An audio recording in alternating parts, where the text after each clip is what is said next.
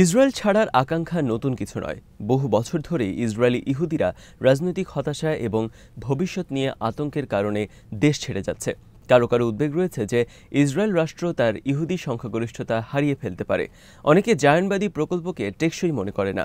2023 সালের হিসেবে 7.5 লাখ ইসরায়েলি দেশের বাইরে বাস করছে। এদের বেশিরভাগ রয়েছে যুক্তরাষ্ট্র আর কানাডায়। 1948 সাল থেকে 2015 সালের মধ্যে 7,20,000 ইসরায়েলি দেশ ছেড়ে গেছে এবং তারা আর ফেরেনি।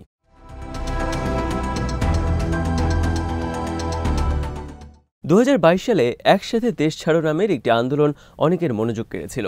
10,000 ইসরায়েলি ইহুদিকে তারা অন্য দেশে পাঠানোর চেষ্টা করেছিল। তাদের প্রধান গন্তব্য ছিল যুক্তরাষ্ট্র। এই গ্রুপের নেতাদের মধ্যে নেতানিয়াহু বিরোধী অ্যাক্টিভিস্ট ইয়ানিভ গেরুলিক এবং ব্যবসায়ী মোর্দেসাই কাহানার মতো ব্যক্তিরা তখন প্রকাশ্যেই ইসরায়েলে বসবাসের নানা চ্যালেঞ্জের কথা বলেছিলেন। নিউ জার্সিতে কাহানার একটি খামার রয়েছে। ইসরায়েলিদের জন্য তিনি সেটাকে একটি যৌথ খামার বানানোর প্রস্তাবও দিয়েছিলেন। তিনি পরামর্শ দিয়েছিলেন যে যুক্তরাষ্ট্রের উচিত ডাক্তার ও পাইলটদের মতো ইহুদি পেশাদারদের স্বাগত জানানো। ইসরায়েল সরকার জীবনযাত্রা অনেক কঠিন করে তুলছে বলেও জানিয়েছিলেন তিনি।